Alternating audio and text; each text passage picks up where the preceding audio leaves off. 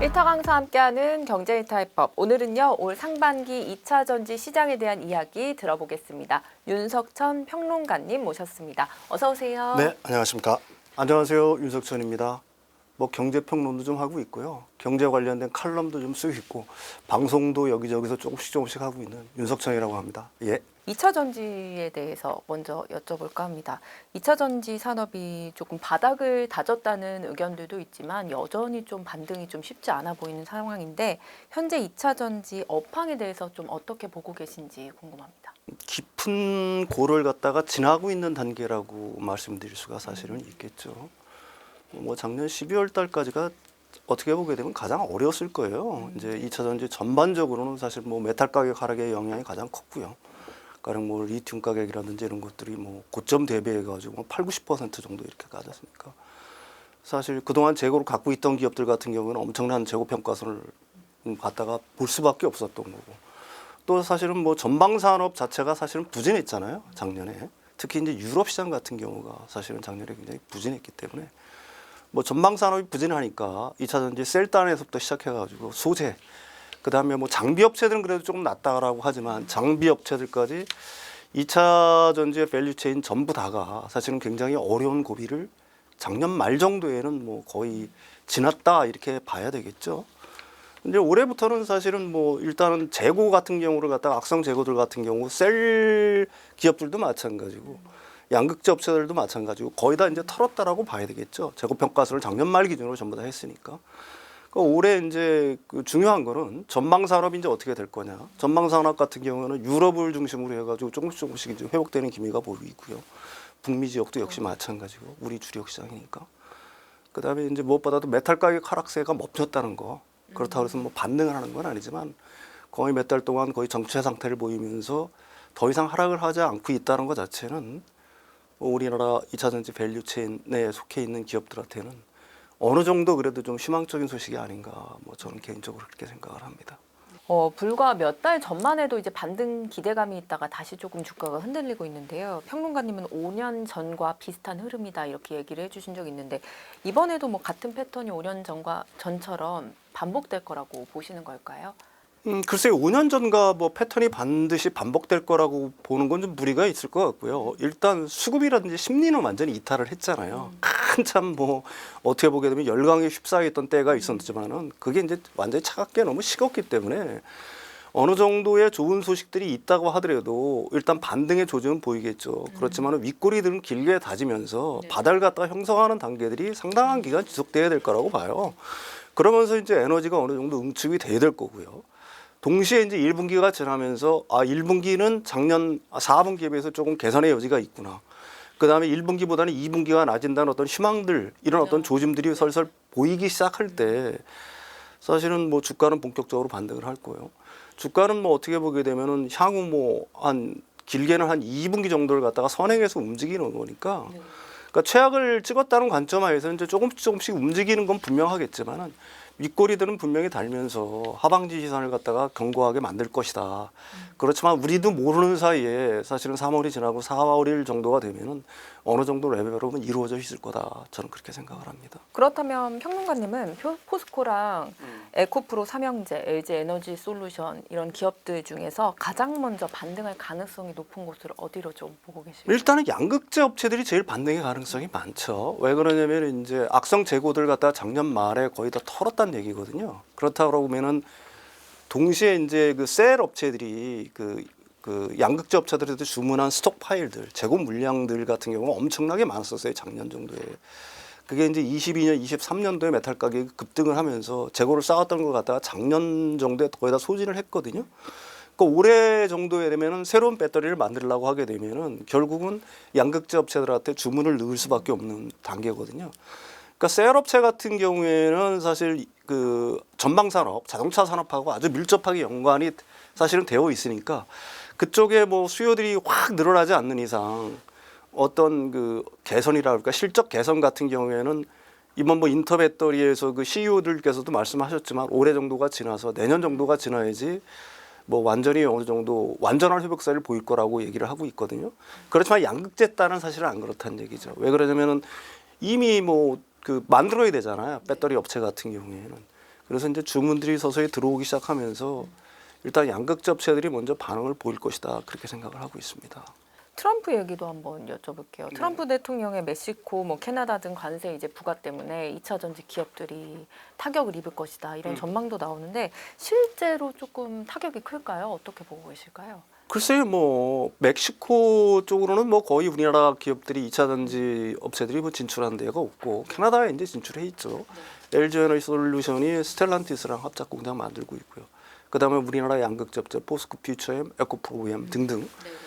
그다음에 뭐 또 다른 소재 업체들이 캐나다에 진출해 있는 줄 알고 있어요.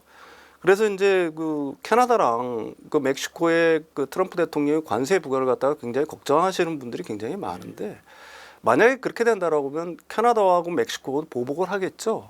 쌍방의 보복이 만약에 본격적으로 이루어지게 된다라고 하게 되면 미국도 피해를 볼 거고요. 멕시코와 캐나다도 피해를 보겠죠.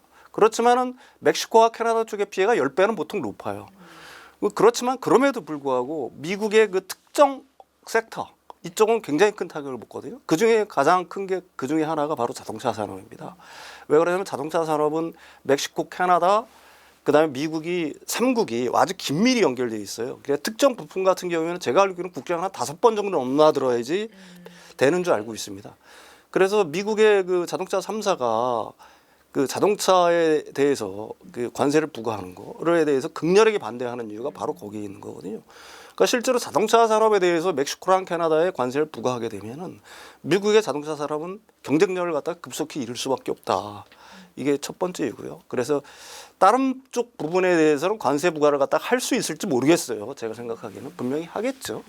그 중에 이제 캐나다나 멕시코 쪽에서도 중국 노출도가 굉장히 큰 업체들이 있어요. 산업들도 있고. 미국이 이제 주요 타겟으로 하는 건 결국 중국 견제니까 그런 기업들이나 그런 업종에 대해서는 뭐 상호 관세라든지 보복 관세라든지 이런 것들을 집행할 가능성이 있지만 자동차 산업에 대해서 그럴 가능성은 거의 없다. 왜 그러냐면은 결국은 미국의 자동차 산업을 스스로 죽이는 거고요. 특히 뭐 배터리 업체에 대해서 그 관세를 부과한다.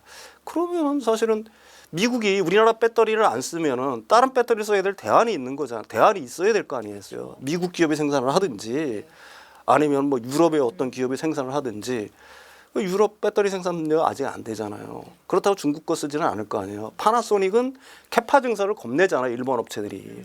그 캐파를 감당할 수 있는 거는 사실 우리나라 업체들밖에 없는 거거든요.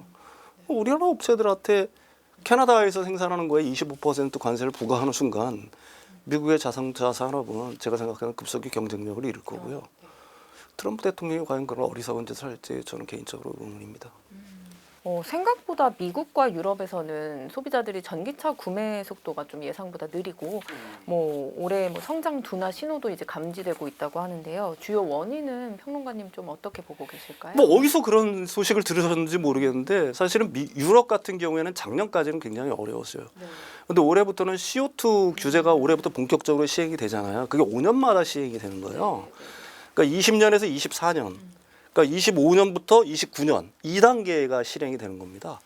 그러니까 그 1단계에 비해서 지금 CO2 감축력을 15% 정도 줄여야 되는 거예요.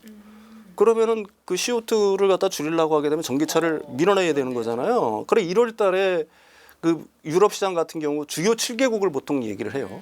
유럽 전체적으로 주요 7개국에 37% 성장했어요. YOY로.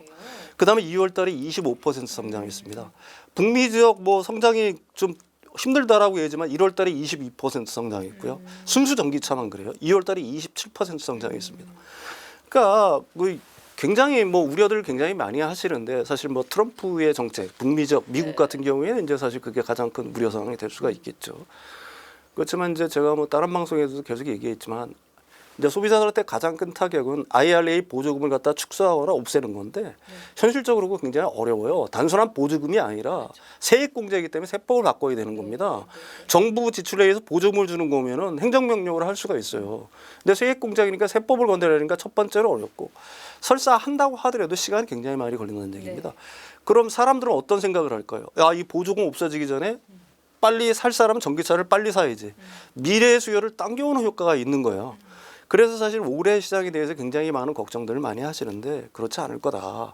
유럽 같은 경우는 또 CO2 감축도 있지만 지금 유럽 그 집행위원회 쪽에서 뭘 추진하냐면은 기업들한테 전기차 구매를 강제하는 안을 갖다가 만들고 있어요. 그 액션 플랜에서 이번에 거의 확정이 됐죠. 그러니까 100대 이상 보통 기업들이 그 한 100대 이상의 차를 가지고 있는 기업들 같은 경우는 의무적으로 2030년까지 전기차를 구매를 해야 돼요. 근데 이 유럽 같은 경우에는 전기차가 개인용 시장에 비해서 6대 4로 커요. 그러니까 이 시장 자체가 전기차로 전환할 수밖에 없다는 얘기입니다. 그렇다고 한다면은 그 유럽 특히 북미 쪽에도 뭐 시장이 내가 생각하기에는 견고할 거라고 보고 있는 거고요. 유럽은 이제 지난 한 2년 동안의 정체 상태를 벗어나서 올해 이제 폭발적으로 성장을 할 거고. 그 뭐 전기차 캐즘을 계속해서 얘기를 하는데 그건 좀 섣부른 판단 아닌가 이렇게 생각을 해요. 중국 전기차 업체 99%가 문을 닫을 것이다 이런 호평을 조금 내놓으셨다고 들었는데 그 이유 한번 설명해 주시죠. 99%가 과장 일수는 물론 있겠죠. 그렇지만 중국의 지금 자동차 회사들이 200개 정도가 엄청 주됩니다. 많죠. 전기차만 따져도 엄청 많아요. 그중에 8개 회사, 상위 8개 회사가 시장 파이의 80%를 장악을 하고 있습니다. 네네네. 그런데 그 나머지 기업들이 어떻게 생존을 하겠어요? 뭐 전기차뿐만이 아니라고 들었어요. 예, 그게 사실 그 중국의 그 산업 전략이니까 전략이죠. 일단 무지무지하게 만들게 하고 그게 과잉 생산이 된 걸 갖다가 자기 국내 소비가 안 되면은 해외로 수출을 하고 그래도 안 되면 구조 조정을 하고 그래서 이미 자동차 업계 같은 경우는 합병 수준에 들어가 있는 줄 알고 상위 뭐 5개 업체 같은 경우에는 근데 이제 뭐 상위 아까 전기차 부문에서 10개 업체가 80%를 장악을 하고 있다라고 하는데 사실 BYD 같은 경우도 그 채무 구조에 대해서 서방 쪽에서 굉장히 의심하는 소리가 많아요. 이 우리가 그 보통 하도급 업체에다가 그 납품을 하면은 돈을 줘야 될 거 아니에요. 우리나라 현대차라든지 세계 완성차 업체들이 그 기한이 보통 45일에서 60일이에요. 근데 BYD는 얼마 있어야 주는지 압니까? 275일. 그러니까 거의 1년 있다가 지들이 납품받고 1년 있다가 돈을 줍니다. 그러니까 이게 그 블룸버그에서 추산하기에는 블룸버그 추산입니다. 블룸버그 추산하기에는 BYD의 숨겨진 부채까지 합치면 부채 규모가 한 65조 원 정도 될 거라고 추산을 해요. 아니 아주 영세한 하청업체는 돈을 받기도 전에 그냥 그런 다 무너져 버리는 부도가 거예요. 나긴 그다음에 한데. BYD도 그런 식으로 네. 상거래 채권을 갖다가 연장하면서 목숨을 늘려오는 옛날에 우리나라 기업들이 했던 방식. IMF 전에 자기들은 돈 뭐 하고서 공사하고서 기업들한테 뭐 6개월 어음, 뭐 1년짜리 어음 막 이렇게 줬잖아요. 그러다가 기필코는 부도나는. 그러니까 지금 BYD의 어떤 재무 상태에 대해서 사실 뭐 중국 시장 포함하면은 세계 제1의 뭐 전기차 회사다라고 하는데 그 재무 구조에 서방 쪽에서는 굉장히 의문이 많이 제기되고 있는 상황이고요. 하다못해 BYD가 그런데 나머지 회사들은 어떻겠냐. 뭐 이런 어떤 추측은 충분히 가능할 거고. 그래서 결국은 지금까지 그 중국의 산업 정책에 따라서 일단 과잉 생산을 하고 그다음에 이제 해외로 수출하고 그것도 안 되면 이제 구조조정하는 수술로 들어갈 거다. 그러니까 중국의 그 시장 자체가 자동차 시장 자체가 아무리 크다고 하더라도 거기서 몇 개 하나 살아남겠느냐. 미국에도 3개의 회사잖아요. 그렇죠. 우리나라 실질적으로 몇 개 회사에 5개라고 하지만은 실질적으로는 나머지 3개 업체는 뭐 거의 존재도 없는 거고 결국은 현대기아차 하나잖아요. 사실 그런 식으로 재편이 되는 거는 뭐 불가피하지 않나 이렇게 생각을 합니다. 테슬라 갖고 계신 주주분들이 답답하실 것 같은데 테슬라가 최근에 주가도 계속 오르지도 않고 판매량 뭐 급감한다고 하고 이러는 상황인데요. 테슬라가 반등하기 위해서 좀 필요한 요건 뭐로 보고 계실까요? 테슬라가 전기차로는 반등이 쉽지는 않겠죠. 왜 그러냐면 뭐 그 모델 Y 주니퍼라든지 뭐 새로운 모델들이 나온다고 하더라도 일론 머스크 자체의 어떤 정치적인 그 행보에 대한 어떤 우려들이 사실은 유럽이라든지 미국, 캐나다, 호주 뭐 이런 등 이제 폭발을 하고 있어. 사실 우리나라에서는 별로 눈에 안 보여서 그렇지. 뭐 그 해외 뉴스 이렇게 보면은 뭐 테슬라 충전소 불타고 막 이런 거 미국 내에서도 많이 보잖아요. 그런 식으로 어떤 그리고 이제 주로 전기차를 사는 사람들은 지금까지는 그랬어요. 주로 진보적, 고학력층의 중산층 이상의 사람들이 샀단 말입니다. 근데 이 사람들한테 그 일론 머스크 같은 경우는 완전히 이제 이게 돼버린 거죠. 그러니까 유럽에서는 뭐 테슬라 차가 뭐 독일이라든지 뭐 영국 이런 데서 거의 60%, 70% 정도 급감하고 중국에서도 급감하고요. 중국도 싫어할 거 아니겠습니까? 트럼프 편들어서 하니까.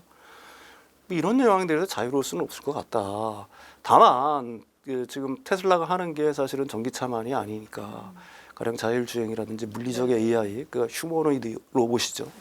이런 것들 같은 경우는 앞으로 분명히 강점이 있고 어떻게 보게 되면 업계 최첨단에 서 있는 거니까 그런 것들이 지금까지는 이제 말로만 계속해서 되어 왔잖아요. 뭐 FSD 계속 버전은 이제 업그레이드가 되고 있지만 그러니까 휴머노이드 로봇 같은 경우도 본격적으로 생산이 돼가지고 배치돼가지고 그 성능이 확인되는 순간 뭐 이런 어떤 잠재력들은 충분히 있기 때문에 주가는 이제 장기적으로 보면은 우상향의 여지는 많겠죠. 그렇지만 지금까지 테슬라를 끌어올렸던 주가를 끌어올렸던 가장 큰 동인은 누가 뭐래도 전기차인데 그 전기차 부분에 대해서는 사실은 약간 좀 의문인 상황이다 이렇게 말씀드릴 수 있을 것 같아요. 한국판 IRA 도입이 추진 중인데요. 전기차 2차 전지 기업들에게 뭐 어떤 기회나 뭐 리스크가 될까요? 이게 되면은 굉장히 좋은 기회 되겠죠. 리스크 자체는 뭐 글쎄요 이게 무슨 리스크가 있을지는 모르겠고요.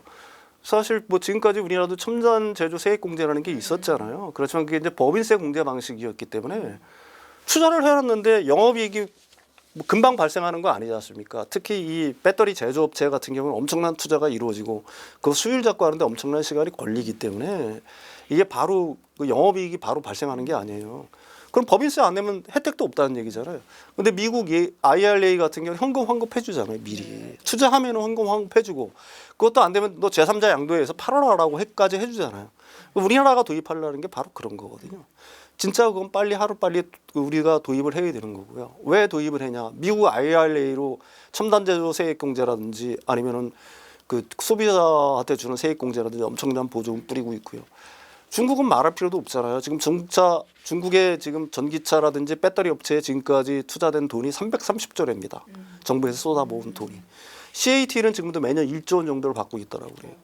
근데 우리나라는 뭐 하고 있는 거예요? 그렇게 우리가 글쎄요. 앞으로 우리의 미래 먹거리가 될 만한 어떤 산업에 대해서 현재는 과거 같으면 왜 그러면 WTO의 보조금 제재 조항이라든지 이런 것들 때문에 두려워서 안 했다라고 하지만 지금은 선진국들 다 하잖아요. 뭐 내놓고 하지 않습니까? 근데 우리나라가 이걸 주저할 이유가 있는지 저는 개인적으로 의문이 하루빨리 통과시켜야 될 거라고 봅니다. 트럼프 행정부에서 알래스카 LNG 개발 이제 프로젝트를 발표하면서 한국이랑 뭐 일본은 수조 달러를 쓰면서 우리랑 파트너가 되고 싶어 할 것이다 이렇게 발표하기도 하고 그래서 이번 프로젝트 발표로 인해서 이제 수혜를 볼 수 있는 국내 산업이나 이제 기업에 관심이 좀 몰리고 있는데 평론가님은 좀 어디로 보고 계실까요? 뭐 거기 건설 프로젝트들이 많으니까요. 관광 업체들부터 해가지고 그 액화 시설도 지어야 되니까 프로젝트 회사들 뭐 그런 회사들이 뭐 도움이 되겠죠. 조선도 뭐 LNG 선박들을 갖다가 추가로 할 거고. 근데 그게 가능성이 있을 거냐는 얘기죠. 그게 진짜로 그렇게 좋은 거라고 그러면 황금알을 넣는 거위라고 그러면 왜 우리나라하고 일본을 초대를 하죠? 트럼프 대통령의 성정상 자기가 다 이게 좀 거친 표현이지만 자기가 다 먹으려고 하지 굳이 한국이나 일본에 그걸 나눠줄 필요가 뭐가 있겠습니까? 한번 생각을 해보십시오. 그 알래스카 그 가스전 같은 경우는 40조 입방미터예요. 엄청납니다 매장량. 그래서 그걸 개발하려고 하는 거는 1970년대부터 있었어요. 그렇지만 계속 못했습니다. 실제로 그 개발에 가까이 갔던 게 언제냐면 2013년경이에요. 2013년에 유가가 $100 정도 했습니다. 천연가스값도 비쌌죠. 그러니까 엑슨모빌, BP 이런 회사들이 다 달려들었어요. 근데 그 회사들이 한 3년 왔다가 2016년에 다 철수했습니다. 왜 철수했죠? 경제성이 없으니까. 우드 맥킨지라는 이 알래스카 이 가스전 개발은 세계에서 가장 경제성이 낮은 프로젝트라고 혹평을 했어요. 그래서 2017년에 우리나라 가스공사가 트럼프 일기 때입니다. 그때도 트럼프 대통령이 거의 우격다짐으로 해서 한국가스공사가 참여를 했어요. MOU까지는 맺었어요. 근데 그것도 유예무야 됐죠. 지금은 어떻습니까? 지금 그때보다 훨씬 인건비, 그다음에 자재비 다 올랐어요. 그죠? 그다음에 가스비는 앞으로 어떨 것 같아요? 러시아 우크라이나 전쟁 끝나면 러시아산 풀리죠. 그렇지 않겠습니까? 캐나다도 지금 전부 다 미국으로 향했던 것들 태평양까지 가스가를 만들었어요. 또 확충을 하려고 합니다. 캐나다산 풀리죠. 기존에 중동산이 있죠. 가격이 낮아지는데 이게 과연 경제성이 있을 거냐라는 거. 글쎄요. 그게 저는 이게 뭐 현실화 가능성이 극히 낮다. 뭐 저는 그렇게 생각을 합니다. 이게 65조 정도 되는 프로젝트인데 그걸 갖다가 할 수 있을까 모르겠어요. 네. 그럼 뭐 LNG 관련주나 뭐 조선주, 건설주 이번 프로젝트를 위해 인해서 상승할 가능성이 조금 없다고. 테마성으로 움직일 수밖에 없겠죠. 그게 된다고 해도 수익을 장담할 수가 없는데 그다음에 세계에 내놓으라는 기업들이 왜 거기서 철수를 했으며 트럼프 대통령은 그렇게 좋은 거면은 미국 기업들 보고 시켜서 하지 왜 우리나라하고 일본을 참여시키려고 하겠어요. 트럼프 대통령 연설 직후에 국내 증시에서 철강이랑 관광주들이 역시 좀 급등하는 모습을 보였는데 관련 기업들의 성장 가능성은 좀 어떻게 보고 계실까요? 많이 올랐었죠. 근데 뭐 신문에서는 사실은 그 LNG 그 알래스카 가스전 개발 사업 때문에 이게 올랐다라고 하는데 저는 그렇게 생각 안 해요. 더 큰 이유는 중국이 지금 철강 산업에 대해서 이번에 그 전인대회에서 결정이 됐잖아요. 구조조정한다고. 그래서 5천만 톤 감축을 갖다가 벌써 예고를 했어요. 5천만 톤이면은 중국 애들이 수출하는 거에 1년에 반 정도 되는 물량입니다. 그다음에 우리나라 기업들, 우리나라도 후판에 대해서 38% 관세를 부과했잖아요. 중국산에 대해서. 기존까지는 관세 부과를 안 했다가 후판에 대해서 38% 관세를 부과했고요. 열연강판이라든지 뭐 이런 것들에 대한 조사를 진행 중인 거거든요. 그러니까 중국산 견제에 다 나서는 거예요. 그다음에 중국 자체적으로도 이게 더 이상 과잉 생산돼서는 안 되겠다. 그래서 5천만 톤 감산을 갖다가 결정을 했고요. 이런 것들 영향 때문에 철광주들이 잠깐 좀 이렇게 들썩였던 거지. 그 지금 알래스카 때문에 이게 올랐다? 뭐 언론들은 그렇게 얘기를 하는데 저는 그렇게 생각하지는 않습니다. 예. 트럼프 대통령이 반도체법도 계속 이야기하고 있잖아요. 네네. 이번에는 막 폐지 가능성까지 언급을 했었는데 네네네. 실제로 폐지될 가능성이 조금 있다고 보실까요? 폐지 가능성이 거의 없다라고 봐야 되겠죠. 왜 그러냐면은 실제 이제 기술적인 문제를 한번 들어가 봅시다. 지금 그 레드웨이브가 일어났잖아요. 공화당이 상원을 다 장악을 하고 있어요. 그러니까 트럼프는 지금 이제 임기 초니까 힘이 세니까 반도체법을 칩스법을 폐지하라고 당론을 결정할 수는 있어요. 기술적으로. 근데 이제 그 의회 지형들을 보게 되면은 상원이 공화당이 4명 우세하고요. 하원이 2명 우세해요. 첫 번째, 하원 2명 정도가 우세한데 지금 반도체 공장들이 들어서는 데가 다 공화당 우세 지역입니다. 텍사스, 아리조나, 뭐 인디애나, 뭐 내가 알기는 그래요. 그쪽들이 다 공화당 우세 지역이에요. 여기 엄청난 투자가 이루어지고 있지 않습니까? 그러면 이걸 갖다가 칩스법을 없애는 거를 거기 지역구에 있는 공화당 의원들이 찬성할까요? 제가 생각하는 의문이에요. 반대를 표할 가능성이 굉장히 많고요. 당론에 밀려서 현상표 던졌다고 합시다. 상원으로 넘어가겠죠. 민주당으로서는 필리버스터를 할 수 있어요. 그 공화당이 필리버스터를 막으려고 그러면 60명이 돼야 됩니다. 60명이 돼야 되는데 8명이 부족해요. 우세는 하고 있지만 상원도 장악을 하고 있지만 필리버스터까지는 못 막아요. 그러니까 이걸 갖다가 글쎄요. 이게 기술적으로 가능한지 모르겠고요. 그렇다고 또 진짜로 그렇게 해서 뭐 우격다짐을 해가지고 통과가 됐다라고 합시다. 그러면은 소송이 남겠죠. 삼성하고 우리나라 SK 하이닉스 가만히 있겠어요? 미국 정부하고 맞은 계약이잖아요. 이거 미국 정부가 무슨 수로 이걸 갖다가 이길까요? 계약 다 우리는 약속을 다 지켰는데 우리 쪽에서 규칙 사유가 있다면 모르지만 그렇다고 그러면 제가 알기로는 미국 같은 데에서는 천문학적인 손해배상금을 물어야 될 수도 있다. 이게 가능하겠느냐? 그래서 내가 보기에는 그래요. 트럼프 대통령이 의회 연설에서 우리나라 관세가 미국보다 4배 높다고 언급을 하면서 굳이 칩스법하고 LNG를 갖다가 지금 그 가스전을 언급한 이유는 뭐냐면은 보조금 주는 거 아깝다 이거예요. 그러니까 우리가 너 이거 4배니까 니들 조금 좀 깎아서 하든지 니들이 이쪽에서 양보를 해라. 그다음에 LNG 사업도 좀 참여를 해라. 이걸 갖다가 압박을 하기 위해서 관세 협박을 한 거라고 저는 생각을 합니다. 사실 이런 트럼프의 압박 때문에 TSMC는 결국 미국에 투자를 더 하기로 한 상황인데 TSMC 같은 경우는 삼성과 SK 하이닉스가 그럼 앞으로 조금 어떻게 대응을 해야 이 트럼프의 이런 정책에 지혜롭게 좀 넘길 수 있을 거라고 생각해요. 삼성 같은 경우가 54조인가요?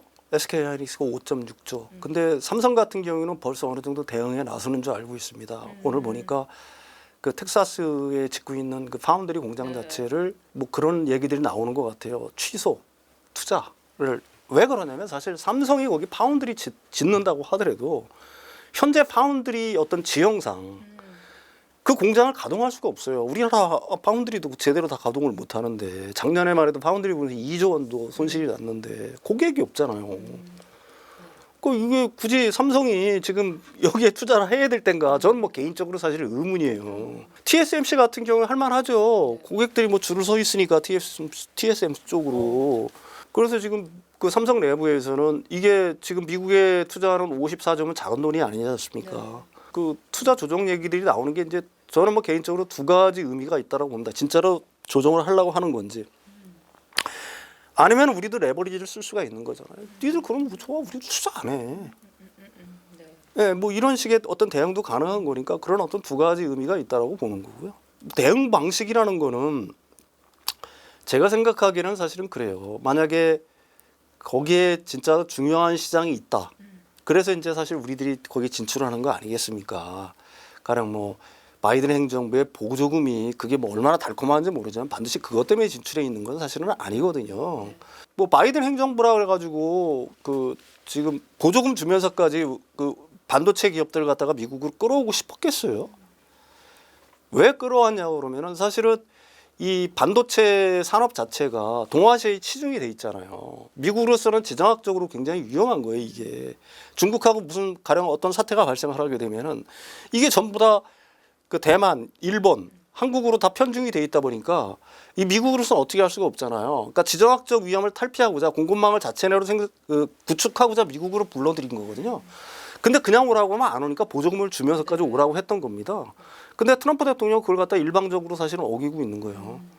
근데 뭐 거기에 대한 어떤 마땅한 대응책이라고 한다면은 글쎄요. 제가 생각하기에는 니들이 진짜로 구태여 그렇다라고 한다면 우리가 거기에 그렇게 엄청난 투자를 해야 될 어떤 이유가 있냐라고 우리나라로서는 그것도 하나의 레버리지가 되지 않을까 이렇게 생각을 해요. 네.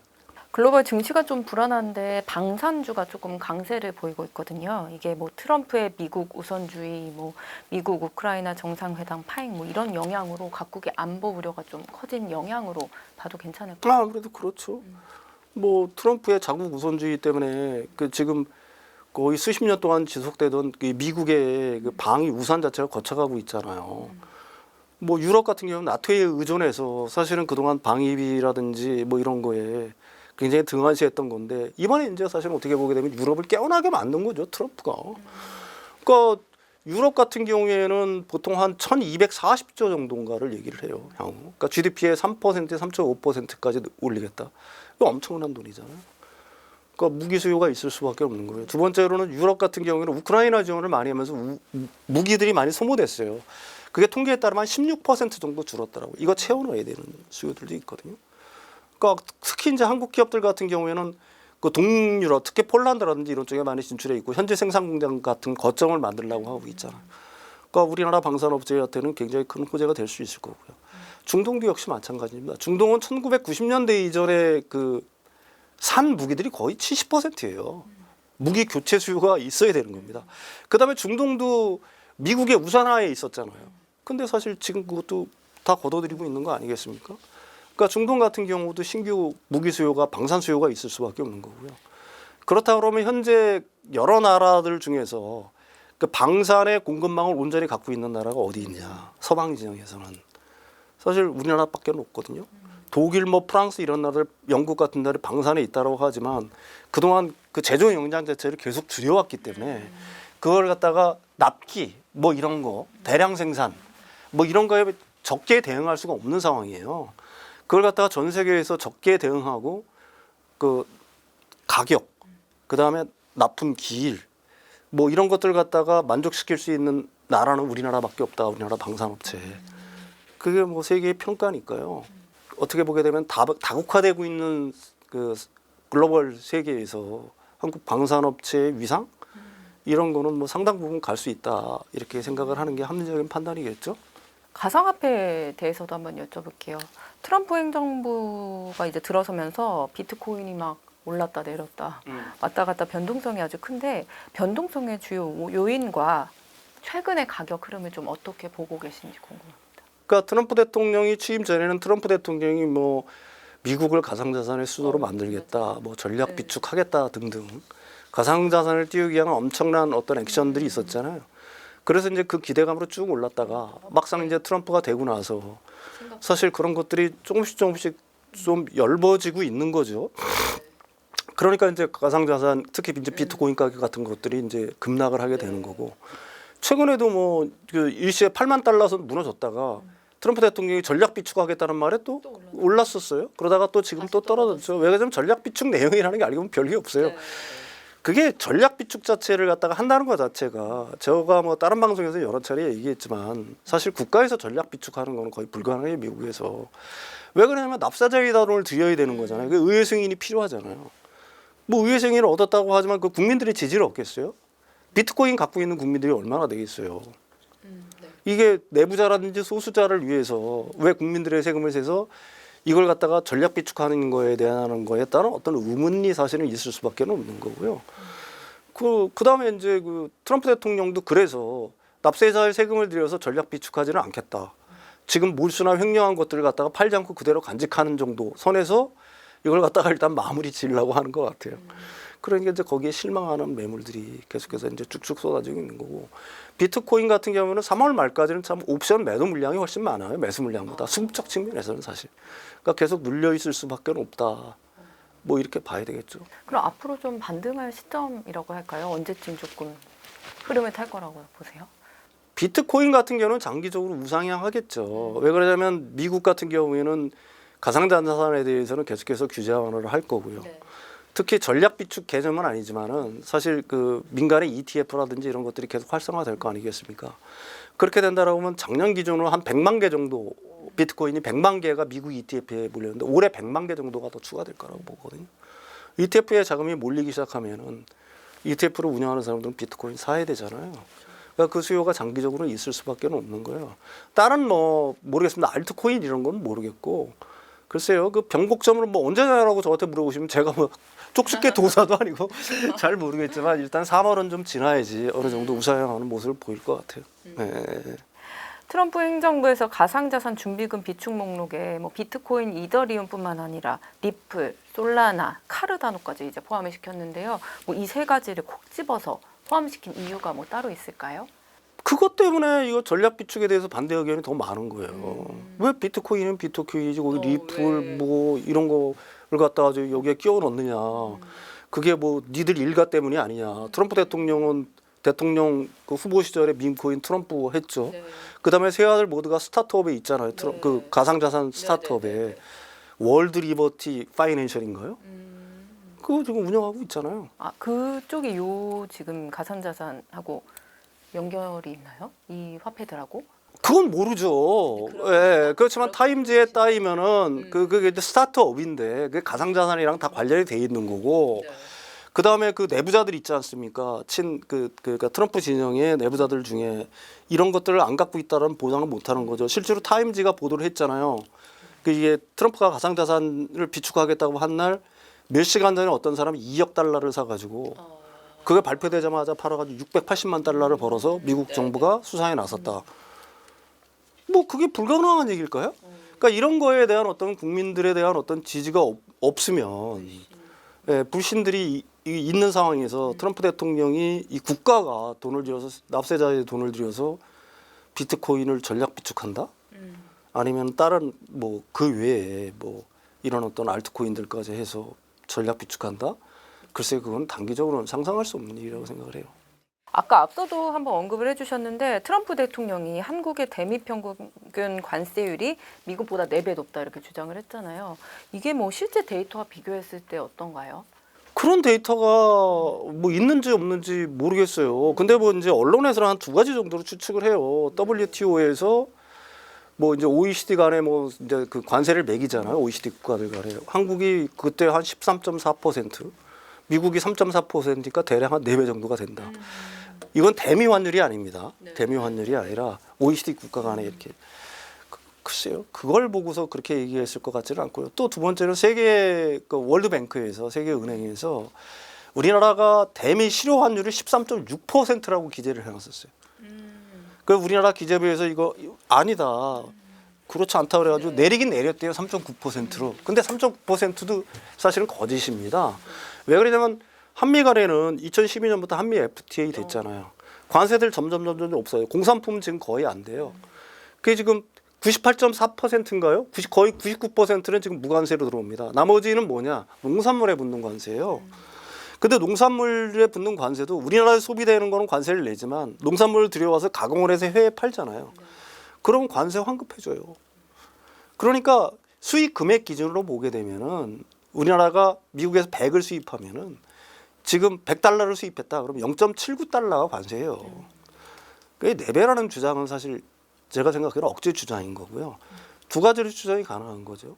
트럼프 대통령이 진짜로 몰랐다거나 아니면 알면서도 이걸 이용을 해서 우리들한테 뭘 압박하기 위한 수단으로 그렇게 얘기를 했을 거다.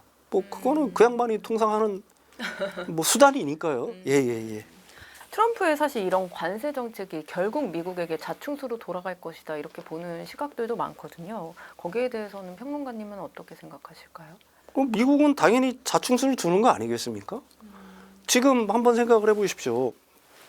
일단 미국은 수입하는 것들이 워낙 많기 때문에 수출하는 거에 비해서 관세 정책을 해서 상호 관세를 하게 되면은 미국이 덜 피해를 받는 건 맞아요. 미국이. 그렇지만 미국이 전혀 피해를 안 보는 게 아니지 않습니까? 당장 소비자 물가에 영향을 미칠 거 아니에요. 지금 얼마 전에 분석해 놓은 거 보면 그래요. 캐나다, 멕시코 만약에 25% 관세가 제대로 부과가 되고 중국이 10% 관세를 올렸잖아요. 그럼 근원 소비자 물가가 한 0.7% 포인트 정도 올라갈 거다 올해 말에. 근데 이제 타겟이라든지 베스트바이 거기에 그 소매 판매점 프랜차이즈들이 있잖아요. 그 CEO들이 나와서 바로 다음 주부터 올라갈 거다라고 얘기를 해요. 그다음에 두 번째, 미국의 자동차 산업 완전히 초토화됩니다. 세 번째, 미국이 그 트럼프의 주요 지지층이죠. 미국의 농가, 시골의 농가들 완전히 직격탄 맞아요. 벌써 중국이 대두 옥수수 수입 안 하잖아요. 네. 뭐 이거 미국의 농산물들 벌써 수입 안 한다라고 얘기하고 있지 않습니까? 그러니까 트럼프의 주요 지지 기반이었던 노동자 계층, 그 다음에 그 농촌의 그 농업 부분에 종사하시는 분들, 네. 이런 사람들한테부터 이게 직격탄을 맞고 미국의 서민들에부터 이게 직접적인 타격이 올 거란 얘기입니다.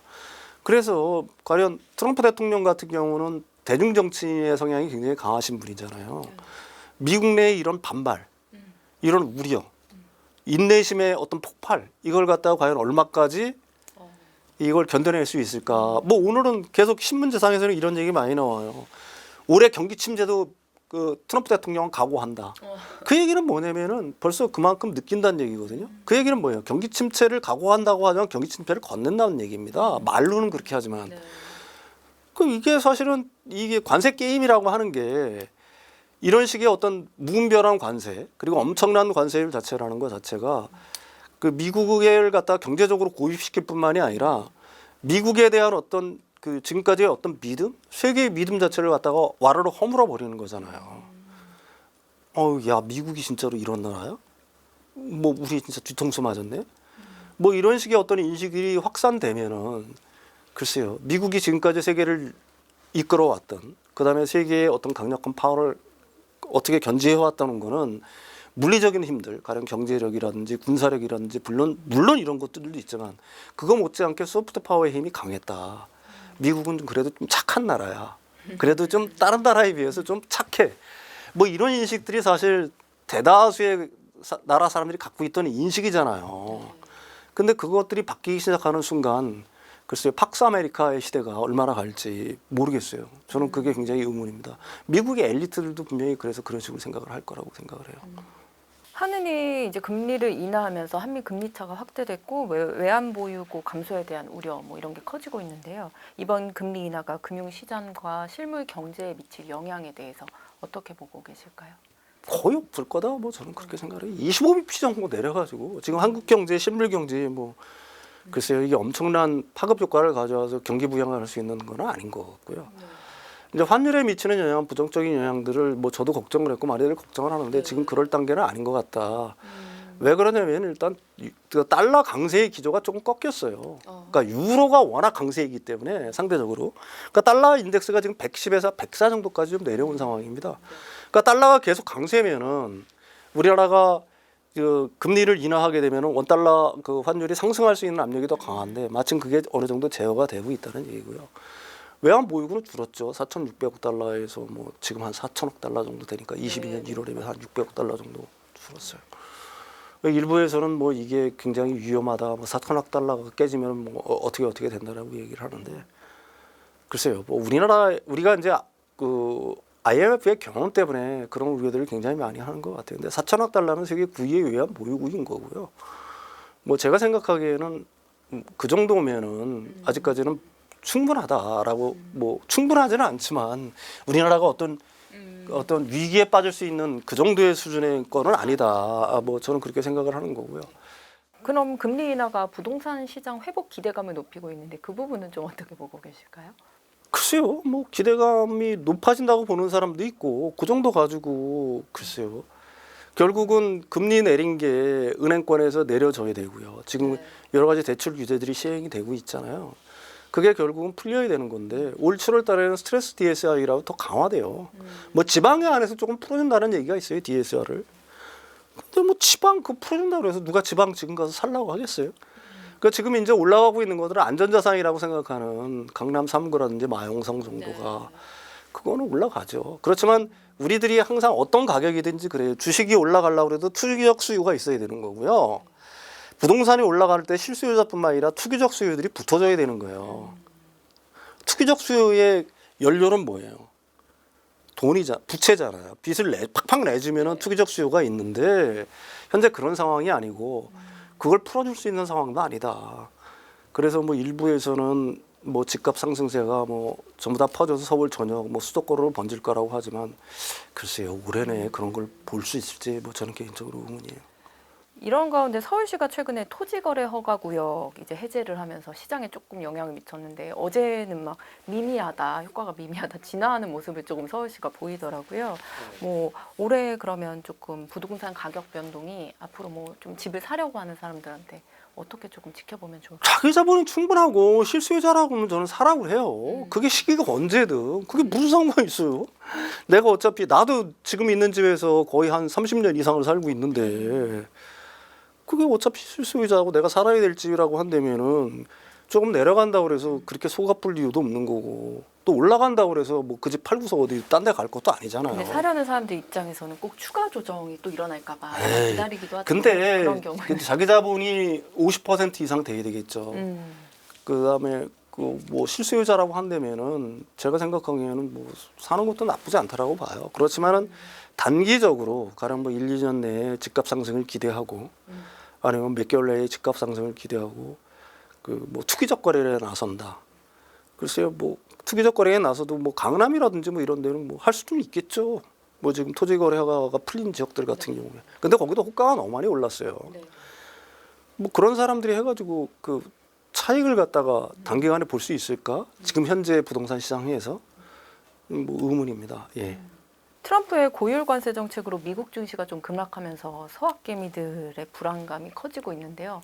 단기적 조정으로 봐야 할까요? 아니면 본격적인 하락장의 신호라고 봐야 할까요? 이게 트럼프 일기 때도 똑같아요. 트럼프가 일기 때 당선 전, 그러니까 취임 전에는 쭉 그 기대감에 올라가다가 취임하고 나서는 거의 31일을 빠졌습니다. 플러스 31일. 그러니까 거의 지금 취임하고 나서 31일 정도 지났잖아요. 그때부터 약간씩 반등을 해요. 물론 반등이 확 일어나는 게 아니라 이렇게 가서 갑니다. 지금 이제 트럼프는 말폭탄을 여기저기 막 던지잖아요. 그러니까 그런 것들이 금융시장에 충격을 안 줄 수 없어요. 왜 그러냐면 금융시장이 제일 싫어하는 건 불확실성이잖아요. 차라리 언제 너희들한테 얼마 관세를 부과할게 이걸 갖다 확 해버리면은 그거는 불확실성이 해소되는 거니까 금융시장에는 긍정적일 수가 있어요. 근데 이 사람은 갈짓자 행보잖아요. 어제 다르고 오늘 다르고 내일 어떻게 다를지 모르잖아요. 그러니까 시장이 불확실 때는 아무것도 하지 않는 게 가장 편한 거예요. 그러니까 그 미국의 주식시장 자체가 지금 이렇게 힘들어지는 이유가 바로 그거가 있거든요. 근데 과거의 일기 때의 패턴을 보게 되면 지금은 이제 조금씩 올라가줘야 되는 단계예요, 사실은. 근데 거기에 대한 복병이 사실은 트럼프가 이제 어느 정도 그 어떻게 보게 되면 갈짓자 행보를 보이면서 시장의 불확실성을 키우고 있는 거고요. 이게 제가 생각하기에는 당분간은 계속될 수 있을 것 같아요. 왜냐하면 3월 12일 날 그 얼마 안 남았죠. 알루미늄 철강에 대한 관세 있죠. 그다음에 4월 2일 날 또 본격적인 관세가 있죠. 그러니까 계속해서 혼란 속으로 몰아가고 있는 거예요. 이 혼란 속으로 몰아가고 있으니까 시장 자체가 과연 진짜로 반등의 기미를 잡을 수 있을 거냐 하는 거에 대해서는 뭐 제가 생각하기에는 의문의 여지가 있는 거고요. 나같이 뭐 돈 조금 투자하는 사람도 그런데 엄청난 돈을 투자하는 사람들은 어떻게 생각을 하겠어요. 이거 야 이거 진짜 앞으로 어떤 일이 벌어질지 모르는데 이거 돈으로 움직이려고 하는 게 하겠습니까? 다만 제가 생각하기에는 과거의 패턴으로 놓고 보게 되면은 이제는 서서히 그 미국 주시장 자체가 그 어떻게 보게 되면은 좀 큰 폭의 조정을 갖다가 좀 마무리하는 단계의 어떤 국면인 거는 맞아요. 새로운 어떤 돌발 변수가 없다라고 한다면 제가 드릴 수 있는 말씀은 거기까지인 것 같아요. 지금 다 얘기를 해주신 것 같긴 한데 그래도 마지막으로 트럼프의 이런 불확실성에 대응하기 위해서 현명한 투자 전략 혹은 뭐 포트폴리오 구성에 대해서 마지막으로 한 말씀 해주신다면. 트럼프 대통령의 말에 휘둘리기 시작하면은 그 자체로 우리들이 정신을 못 차리는 거예요. 그 사람이 진짜로 무엇을 꿈꾸고 있는가를 갖다가 우리들이 이해할 필요가 분명히 있습니다. 그 미국, 그러니까 그 트럼프뿐만 아니라 미국의 엘리트들이 진짜로 원하는 거는 미국의 패권이 오래 지속되기를 원하는 거예요. 그러기 위해서는 중국을 견제를 해야 되는 거고요. 중국 견제를 하기 위해서는 지금 현재 상황에서는 물리적인 수단이 아닌 관세가 제일 좋은 수단이라는 걸 갖다가 다 인식을 하고 있는 겁니다. 다만 지금 캐나다와 멕시코에 대해서 관세 부과를 하고 있는 이유는 미국이 캐나다와 멕시코에 대해서 굉장히 아쉬워하고 있는 게 뭐냐면은 니들이 중국에 대한 의존도가 너무 커졌다 이거예요. 중국 기업들이 우회 통로로 미국 그 캐나다랑 멕시코를 이용해서 미국으로 진출하는 걸 갖다가 미국의 엘리트들은 이걸 못 보겠다는 거예요. 그러니까 우리가 니들한테 관세 부과를 할 테니까 니들이 중국한테 관세를 부과를 하라고 하는 이유가 바로 거기에서 이유가 나오는 겁니다. 그러니까 우리나라에서도 관세 부과를 한다고 했다가 일본도 했다가 EU도 때리려고 하고 막 그러잖아요. 그런데 아까도 말씀드렸듯이 트럼프 대통령의 그런 어떤 관세 부과의 어떤 압박 이런 어떤 폭탄들 같은 경우에 실제로 그게 구체화될 때는 구체화되는 거는 구체화될 확률은 지극히 낮다. 지극히 낮다. 이런 점에 대해서 어느 정도 좀 분명히 인식을 하고 있어야 될 것 같고요. 그런 측면에서 그 양반의 말에 의해서 신앙이 흔들릴 때는 제가 생각하기에는 오히려 좋은 기회가 될 수도 있다 이렇게 생각을 해요. 예, 투자하는 측면에서는. 예. 오늘 2차 전지부터 부동산까지 다양한 투자 전략에 대해서 들어봤습니다. 오늘 평론가님 말씀 감사합니다.